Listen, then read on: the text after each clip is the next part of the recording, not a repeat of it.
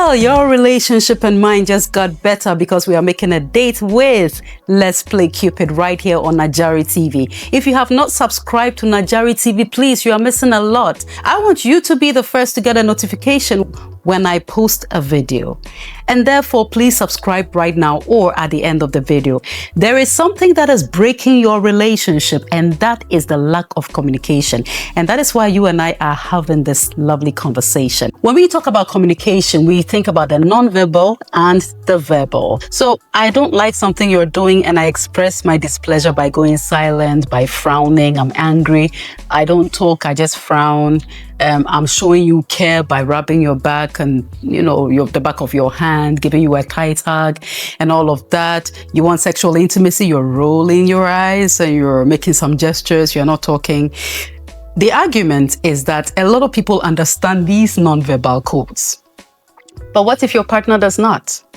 And that is where verbal communication comes in. And so we're going to focus mostly on verbal communication. When we talk about verbal communication in your relationship, we think about the what, as in what are we communicating? Why are we communicating it? When are we communicating it? And how, most importantly, how are we communicating it? And so what are we communicating? And I know your answer will be, oh, I'm communicating my dislikes. You are very right. But you should also be ready to communicate your likes. What do you like? What do you love about your partner and your relationship? And so if you love the way they talk to you or handle you in public, tell him or her.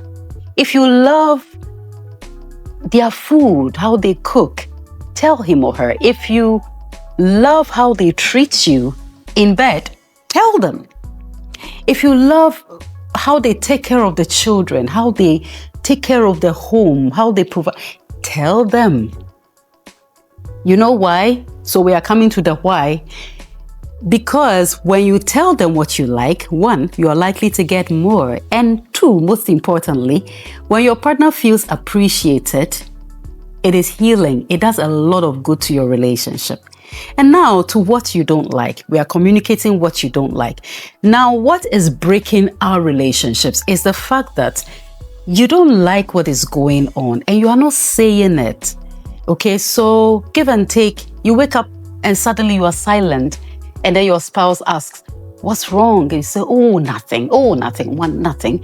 Then one day you pick up your bags and you leave, okay, because you had it up to here. What is wrong that you are not talking about is the question, okay? And so what are you communicating? Your dislikes. If you don't like how they treat you in public, please talk about it. If you don't like their food, please talk about it. If you think they are harsh, they are disrespectful, they are controlling, talk about it. If you don't, whatever you don't like in the relationship, if you don't like how it goes in the bedroom too, talk about it. Why are we talking about it? Or why should we talk about our dislikes? Because, I have spoken to a couple of people. Sometimes your partner doesn't even know they are hurting you. Genuinely, they don't know. Because maybe where they come from or their orientation, this is not a problem. You have a problem with it, perhaps because of where you come from. Okay, so if you go silent and do the silent treatment, you are breaking your marriage. Okay, so that is why you should talk about it. But the next W is when you should talk about it. Okay, so you are in public. Your partner has done something you deem not right. You're offended. And right there, you want to talk about it. Maybe you're working together with your partner and he or she did something you didn't like. And right there, you want to blow it up and talk about it. It might blow up in your face. Okay? So when you should talk about it, you're angry at that moment. That is when you should not talk about it. Or your partner just comes from work or wherever they've been to. Irrespective of their mood, their stress level, they might have gone through a lot. And this is the time you say, sit down and let's talk about what you did that I didn't like. Trust me, it's going to blow up also in your face. And it's going to begin to look like he or she didn't want to talk about it. It was when the timing was wrong. Okay? So sometimes it is even good to create a sweet environment where you can talk about what you disliked. And most times, per experience and by hearing from other people, it works.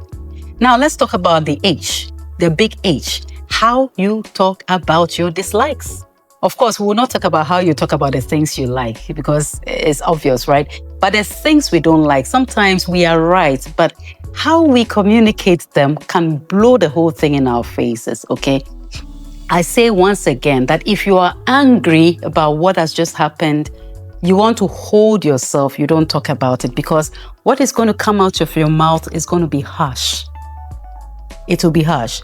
And so mine is attach no emotions to it. Emotions can be anger and even excessive crying. Sometimes the only way you want to express yourself is to cry. That is okay. But too many emotions cannot communicate your dislikes effectively. Okay? So what I would advise is that if you're angry or very upset, calm down, find things that because you have the power to calm yourself down. And when you believe you are calm, you can use that calm voice, because at that moment, your tone will be as it should be. Because when you go just how you're feeling, your emotions are all over the place, what is going to happen is that your partner will focus on how you spoke and begin to say, you are disrespectful, you are harsh, you don't value me anymore. You see where the conversation has shifted to? The main reason you went to talk is put aside because of how you went about it. Communication and the lack of it, very, very important in sustaining our relationships, okay? So if you have not been doing that, please inculcate that into your relationship, and let's see how our relationships will be sweeter than ever. Thank you so much for watching. This has been Let's Play Cupid. If you have not subscribed to Najari TV, please do so now, as well as like the video if you like it. Comment under the comment section. Let me know some of the problems you might be facing, for which reason you need more on communication and other topics, as well as share. And then once again, please subscribe. I am Nanaya Ejari. You can always call me NYA, and I am the brand.